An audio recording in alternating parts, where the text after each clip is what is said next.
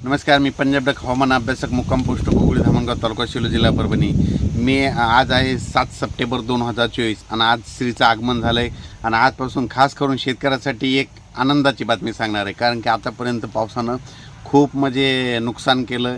मग आता शेतकऱ्याचं सोयाबीन आणि उडीद काढायला आलं तर शेतकऱ्यासाठी आनंदाची बातमी म्हणून राज्यामध्ये फक्त आता 14 तारखेपर्यंतच राज्यात 14 सप्टेंबरपर्यंत भाग बदलत पाऊस पडणार आहे म्हणून हा अंदाज लक्षात घ्यायचा।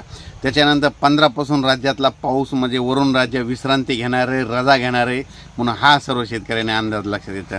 राज्यात सांगायचं झालं तर श्रीच्या आगमनाच्या वेळेस विदर्भात पाऊस चांगला पडणार आहे। राज्यात 7, 8, 9 दरम्यान सांगायचं झालं तर तुम्हाला सांगतो, राज्यात 7, 8, 9 दरम्यान पूर्व विदर्भ, पश्चिम विदर्भ, मराठवाडा, पश्चिम महाराष्ट्र, उत्तर महाराष्ट्र या भागामध्ये म्हणजे तुरळक ठिकाणी म्हणजे भाग बदलत पाऊस पडणार आहे म्हणून हा अंदाज लक्षात घ्यायचा। म्हणजे आणखीन 3 दिवसात पूर्व विदर्भ, पश्चिम विदर्भ, दक्षिण महाराष्ट्र, उत्तर महाराष्ट्र पाऊस पडणार आहे। म्हणजे 9 तारखेपर्यंतच पाऊस सप्टेंबरपर्यंत राहणार आहे।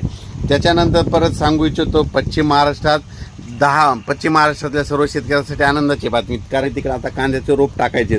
मग पश्चिम महाराष्ट्रामध्ये 10 सप्टेंबरपासून वरून राज्याची विश्रांती घेणार आहे। म्हणजे तो पाऊस कशी विश्रांती घेणार आहे, पुणे जिल्हा, सातारा, सांगली, कोल्हापूर 10 सप्टेंबरपर्यंत विश्रांती घेणार आहे।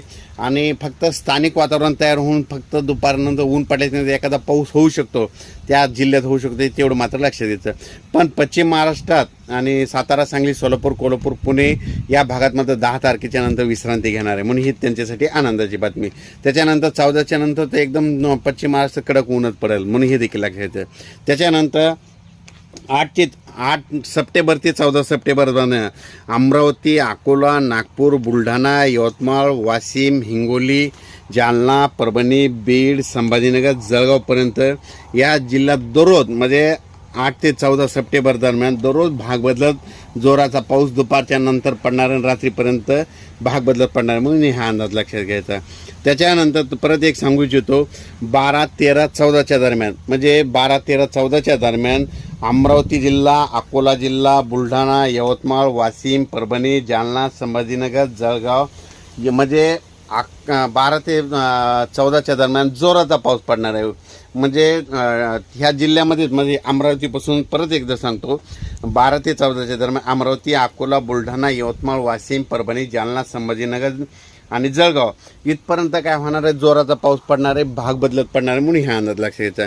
त्याच्यानंतर विदर्भातल्या शेतकऱ्यासाठी सोयाबीन त्यांचं काढायला आलेलं आहे म्हणून विदर्भातल्या शेतकऱ्याला एक आनंदाची बातमी। विदर्भात 15 सप्टेंबरपासून वरून राजा विश्रांती घेणार आहे, रजा घेणार आहे।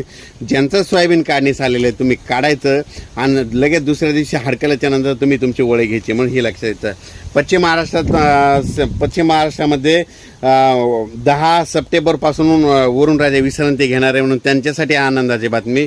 ज्यांचं कोणाचं सोयाबीन असो, उडीद असेल, तुमच्यासाठी म्हणजे काढायचं असलं तर 10 सप्टेंबरपासून तुमच्याकडे पाऊस विश्रांती घेणार आहे, रजा घ्यायला सुरुवात होणार आहे म्हणून हे लक्षात द्यायचं। मराठवाड्यामध्ये मात्र 14 सप्टेंबर नंतर वरून राज्याची विश्रांती राहणार आहे म्हणून मराठवाड्यातल्या 5-7 जिल्ह्यातल्या लोकांनी ही गोष्ट लक्षात द्यायची।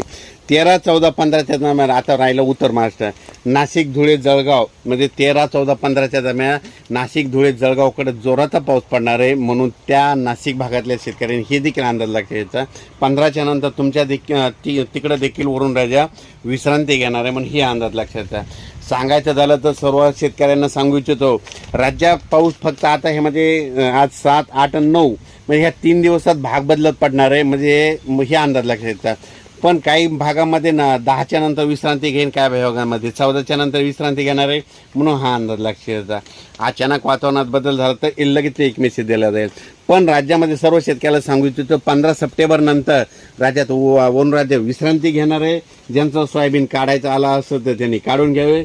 लातूर भागातलं सोयाबीन बऱ्याच ठिकाणी काढायला आले म्हणजे जवळपास अहमदपूर भागामध्ये तिकडे गेल्याच्या नंतर पाहिल्याच्या नंतर तिकडले देखील सोयाबीन काढायला आलेले म्हणून सर्व शेतकऱ्यांनी तुम्ही तुमचं सोयाबीन काढा आणि लगेच झाकून ठेवा। परत पुन्हा पावसात वातावरणात बदल झाला तर परत एक मेसेज दिला जाईल। धन्यवाद, थांबतो।